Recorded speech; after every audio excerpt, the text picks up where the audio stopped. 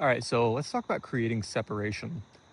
All good players have some degree of separation of their lower body and upper body, meaning that their hips begin to go as their upper body kind of stays back. Now, there's a lot of good drills we can do to actually work on the sequencing.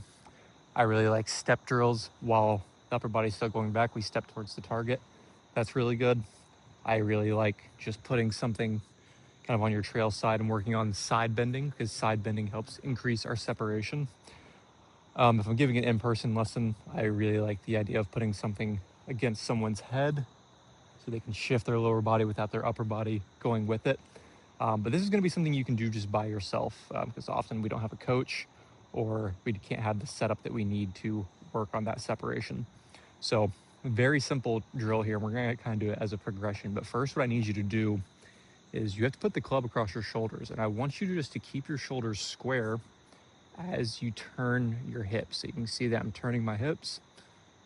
The chest isn't going with it. So if you're doing this, you're doing it wrong. You need to be able to separate your hips just without worrying about the golf swing. So we're in our golf posture, we're turning our hips, our torso is staying very square. So we're going to start with that. If you can't do that, you need to work on some disassociation drills in the gym. Maybe just look that up, pelvis disassociation or torso disassociation. Anything like that will really help you increase the physical capacity you need to separate your hips from your upper body. So the drill that we're going to do here, and we don't actually need a club for the first portion, we'll kind of show you how to progress it, but what we're going to do is we're going to get in our golf posture and we're going to just put our trail hand on the front side of our head. We're going to take our lead hand and we're going to put it on our trail hip. And so what would happen is if you're someone who cannot create that separation, everything would kind of go forward. You would stay in this hip flexion. The chest and hips would open up at the same rate. There wouldn't be any element of separation. So our head would go forward, and that's kind of the key thing that we're looking at here. So trail hand on the front of our face, lead hand on our trail hip. We're just going to work on pulling this hip around as we keep our head in the same place. So if we open everything up at once, you can see our cap kind of goes forward, our head kind of moves forward. We want our head to stay kind of at the ball or behind the ball. So just doing this, you can see my head is staying very square. It's not opening up, and we're separating the hips. So I'm pulling my hip around as my head kind of stays in the same place. You can see from this angle, my chest is staying square. I'm creating that separation, that nice impact position. That's step one. Step two, we're actually going to progress this up.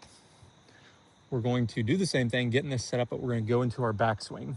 So we're going to start in the backswing. We're going to do the exact same thing. We're going to keep our head kind of behind the ball, and we're going to pull our hips around. So from here, I would most often see players kind of, everything's going. They're not creating any side bend. Everything's moving at once.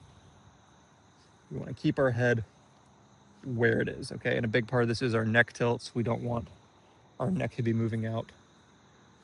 Everything is kind of staying in the same place with the upper body.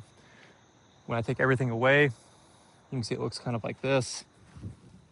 With the club, you can see I'm creating that separation, and that side bend helps get these arms down a little bit. So from the down the line view, getting our backswing posture.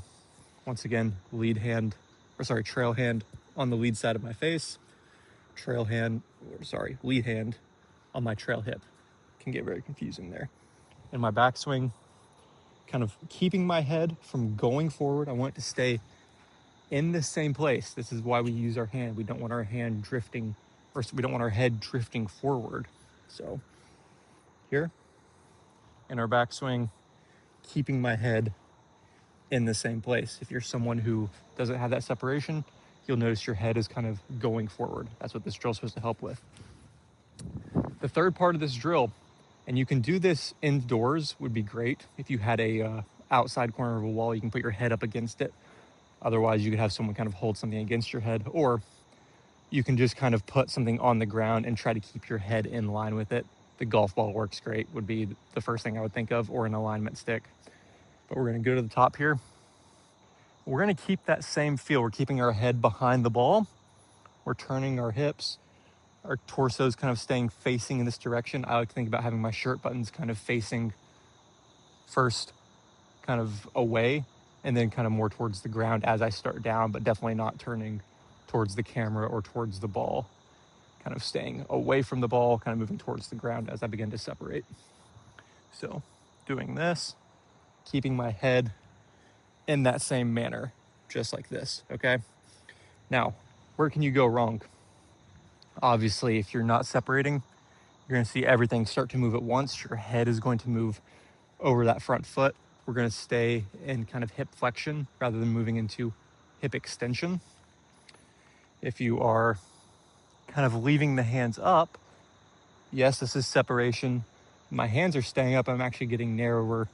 I'm losing on my spine tilt. We still want our hands to kind of work down to some degree. We don't want to, keep our hands up here and get everything really narrow. So as you're doing this drill, separate it, bring the club down to parallel, and we want it to be kind of in front of this trail thigh. And then from here, you can actually hit some chip shots.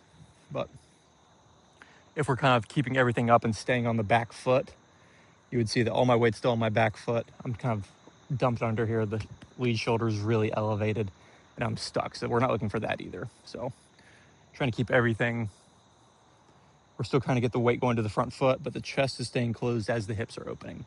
So long video here, but really good way to work on the separation in your golf swing.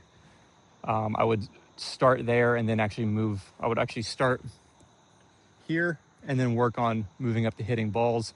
But to really feel it, you can also take some slow swings, and we want our head to kind of feel like we're staying behind the ball that entire time.